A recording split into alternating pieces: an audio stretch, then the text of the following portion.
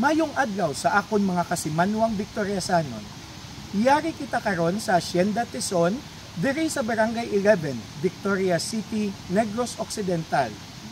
Kag, luyag niyo bala mahibaluan kung paano ginhingadlan ining anay kilala nga Sitio Kinaruyan nga karon ginatawag na nga Hacienda Tizon? Kag, ang importansya sang sina nga taytay nga gintukod paagi sa pangalan sang pinakatigulang nga pumuluyo sa Hacienda Tizon. Tuig sang 1924 sadto, sang na-acquire sang isa ka manggaranon nga pangayaw nga si Agustin Seva ang 120 hectares nga ginatawag Sitio Kinaruyan. Ang una niya nga inkargado amo si Felipe Absalon. Ang mga Absalon kilala hasta karon nga tumandok nga pumuluyo sa Hacienda Tizon. Sa matuod-tuod lang, ang punong barangay karon sa Hacienda sang Barangay 11 kung sa diin iyara ang Hacienda Tizon amo si Mary Absalon Pugna nga anak man sang anay punong barangay sang Barangay 11 nga si Kapitan Ernesto Absalon.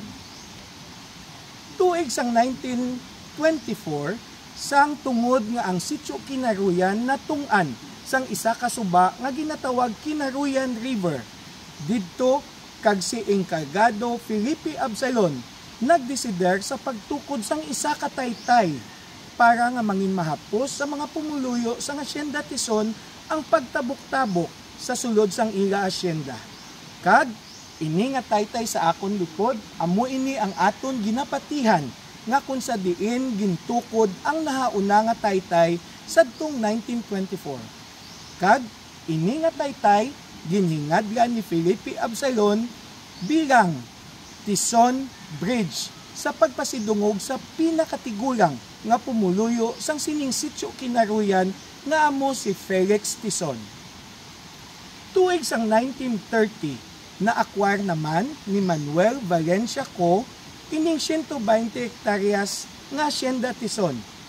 Kag ang una niya nga inkargado nga ginbutang nga taga-dumala sa Hacienda Tizon amo si Ralph Paule, isa kaanay soldado sang Amerikano sang away Amerikano-Pilipino nga nagpabilin diri kag nangin ugangan man ni anay Mayor Mateo Garganera sang Victorias. Sa duwa ka tuig nagserbisyo si Ralph Paule kag eventually nabuslan siya sang isa ka Chinese mestizo man kasubong ni Manuel Valencia Co nga amo si Dionisio Manzano nga amay sang anay principal sang Victorias National High School nga amo si Rosendo Manzano.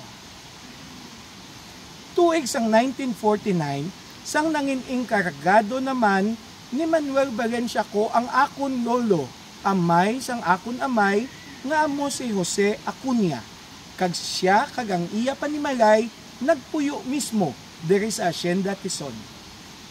Sa kagustuhan sang akon lolo nga si Jose Acuña nga makaago man sang edukasyon ang mga kabataan sa Hacienda Tizon, iya ginadbukar ang pagtukod sang nahauna nga primary o elementary school diri sa Hacienda Tizon. Kag tuig 1949 natukod ang grade 1 nga nasundan pa sang 1950 sang grade 2.